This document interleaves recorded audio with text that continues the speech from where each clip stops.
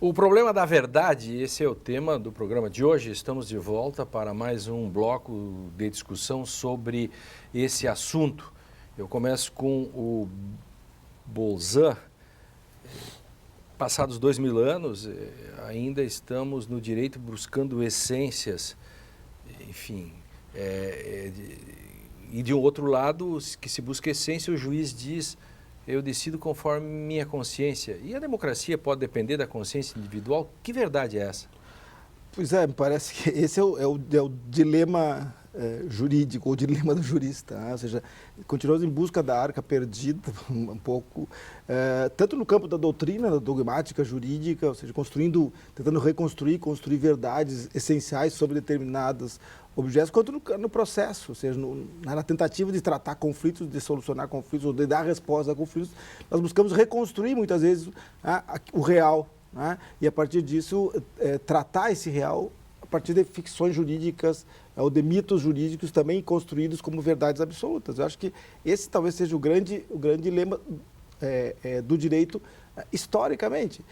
E isso faz com ver com o direito, sobretudo o direito da modernidade, vinculado ao Estado, produto da ação estatal, um direito que serve como instrumento, como tecnologia para dar resposta ao conflito na busca de uma pacificação social por meio do direito, né? E por meio de uma intervenção, na verdade, uma intervenção do Estado. Claro. A grande questão aí, portanto, do problema do direito é pensar que, de um lado, eu posso atravessar todas as camadas de subjetividades e camadas dos véus, das significações imaginárias, tudo isso, e encontrar a coisa, e ao mesmo tempo, e usar isso como um artifício, porque ao mesmo tempo você está dizendo que algo é porque quer, que vem um pouco da questão. Eu uso 2 e 2 são 4, né? Isso. Parto do 2 e 2 são 4, mas ao mesmo reconstruo uma verdade no âmbito, uma verdade processual, claro, para chegar a essa resposta. Claro. Eu acho que o direito tem um grande dilema, né? Ele tem que pacificar, para usar a tua palavra, né? Ele tem que encontrar uma solução viável, pragmática, praticamente, né? Então, é sempre mais fácil recorrer a essas ficções grandiloquentes, por exemplo, para falar, né, desses meus mitos trágicos ali, Antígona e Édipo, né? Sempre se recorre à ficção do direito natural, né? Que Antígona representaria, encarnaria o direito natural, né? O direito que dita que nós temos que enterrar os mortos, né? Aí se encontra essa pedra fictícia, né? de stepping stone, né? Sobre a qual nós podemos pisar, que não se move, que fica fixa.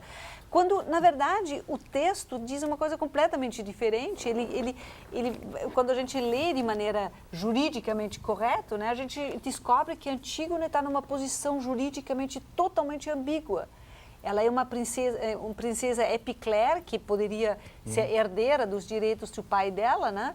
Ou ela é uma noiva normal que tem que obedecer ao marido. Aí encontra-se uma coisa que não tem direito natural. O direito natural é aquele que é dito natural, né? Depois da Revolução Francesa, a natureza humana é diferente do que antes, né? Claro. Antes da época clássica, a natureza humana é diferente que depois. Então, Sérgio, veja, por exemplo, no Cervantes, no Dom Quixote, uma parte fala da novela de um curioso impertinente, em que o Anselmo, que é namorado de uma belíssima moça, e ele é rico, convence o seu amigo Lotário a tentar conquistá-la, e para ver se ele está na busca de uma verdade essencialista, no sentido de uma espécie de fidelidade substancial, absoluta. Né? No fundo, os juristas, quando estão querendo descobrir algo, eles também ainda querem algo desse tipo. Mas existe outra possibilidade do direito que não seja esse estabelecimento de um aparato unívoco em que as pessoas, os cidadãos, possam reconhecer os seus limites, os seus direitos? Existe uma possibilidade de abrir o direito para uma ambiguidade?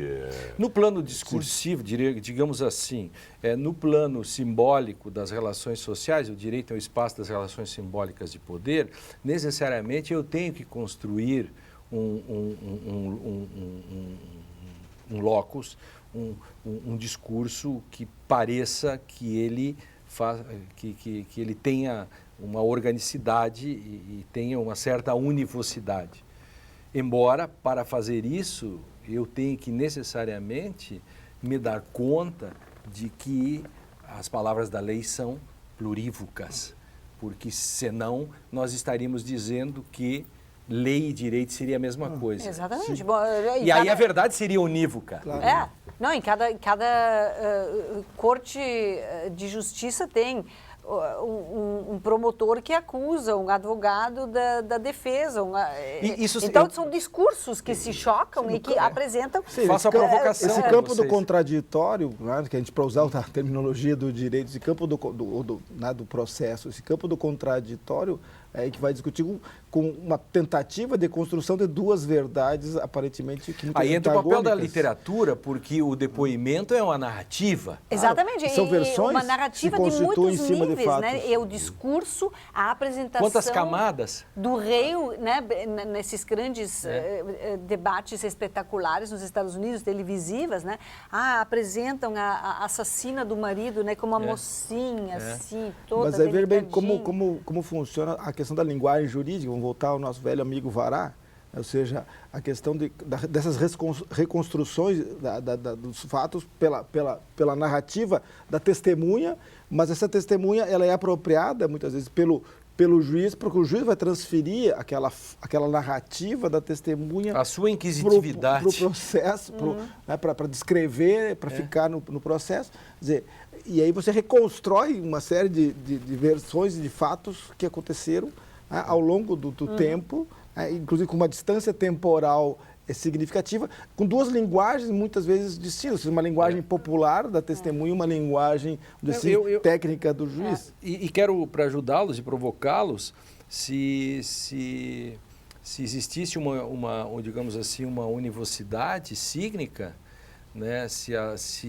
as palavras refletissem a essência das coisas, vamos voltar à história da filosofia, a palavra água molharia, e a palavra bomba explodiria, e a palavra borboleta, entende? Isso. Então, palavras e coisas, me parece que a grande riqueza, quando nós estamos falando aqui da literatura, é a literatura nos mostrar, né, o Shakespeare, a roça perderia o seu perfume se lhe trocassem de nome, Catherine? Porque ele está lidando exatamente com essa angústia, não é verdade? Palavras e coisas não são isomórficas, porque senão, que graça teria viver? E que graça teria julgar?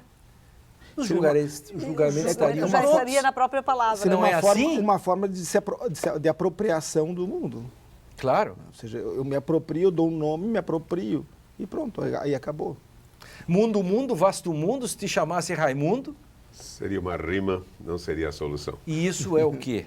É mostrar que as palavras e as coisas não adianta trocar-lhes um nome simplesmente, né? Senão nós cairíamos no problema de 1984. Trocar o passado muda o futuro. Ou viraríamos deuses, né? Cada um de nós seria um deus reinando. Cairíamos no mundo do Big Brother, mas não do Big Brother Brasil, né? Se fôssemos deuses, que graça teria? Aí vem a questão da metáfora. No fundo, a verdade não tem essa relação, por exemplo, com o mapa. Se o mapa fosse exatamente, retratasse a própria realidade, ele não seria mais um mapa. Não é verdade? É verdade. Então, as palavras não refletem as coisas. Seria o Google Maps. E aí, como se faz então? E a verdade não está exatamente nas condições de nós fazermos essa intermediação?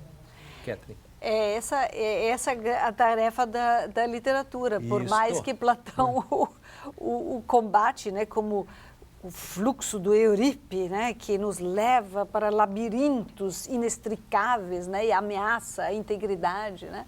Mas, mesmo assim, a literatura ela toma o contrapé, né, dos discursos cristalizados, né, desses discursos, né, como tu diz, né, que no direito tem esses juízes que acreditam numa verdade essencial e só buscam aquela que eles já sabem de antemão. Mesmo, né, que atropele tudo no meio do caminho. Exatamente, né? Que já... E fica assim, eu acho que aqui estamos diante de dois homens importantes na área do direito, mas Catherine, fica como a literatura, ela é suma, né? Como ela consegue ser síntese. A gente está discutindo, falando de 2.000 anos, 2.500 anos, 3.000 anos, sei lá, de alguma ordenação social e jurídica, e estamos apelando para a arte, né? Para Claro, a grande arte, a grande beleza, né? Desse filme italiano que está aí, é o que sobra, né? É. Parece resistir, a única coisa que resiste. Como diria o homem do destruição. subsolo, o belo e o sublime. Né? É o belo e sublime, é o que sobra das coisas. Não, Essa e tem é que a pensar também, né, que essa literatura, Antígona e Édipo, foi escrito por um homem que não somente é um poeta, né, é um general, portanto é um homem que tem o poder jurídico, né, sobre a sua demes, dentro da sua família, né, então não é uma literatura como nós a temos hoje, né, que o literato é separado, né, do resto da sociedade, né, a literatura ela teve durante milênios uma função altamente decisiva, né, dentro da constituição do imaginário e dentro da constituição do imaginário jurídico. Claro, e é tão belíssimo, isso é tão complexo esse assunto, o direito é um fenômeno tão complexo e a filosofia é tão complexa, ainda bem, senão não teríamos emprego, não é verdade? E a literatura, todas as questões complexas, pega, por exemplo, toda a evolução da como se dão nome às coisas, Platão, enfim, o Sócrates. Aí chegamos, por exemplo, O Nome da Rosa, que é o romance semiológico, que vai exatamente discutir a questão dos universais. Quer dizer, não há coisas universais, não há essência, só há coisas particulares, são os nominalistas. Aí essa discussão do Guilherme de Ockham, que é o alter ego do personagem Guilherme de Baskerville. Você não acha que só O Nome da Rosa dá uma grande discussão já sobre isso? Com certeza, né? De certa forma também é um romance que, para retomar o teu preferido Heidegger, né? Heidegger. Que dá o ser através da aparência, né? Claro, eu estava deixando o Heidegger de fora assim para não parecer uma coisa assim corporativa. Né? Vamos agora para um rápido intervalo e no último bloco do programa a gente discute sobre a verdade e a contemporaneidade. Essa questão hoje do relativismo, você encontra em programa de rádio, qualquer lugar, o sujeito diz, mas essa é a minha verdade. Isso é possível? Vamos discutir isso. Não perca, vale a pena ficar para o último bloco. Já voltamos.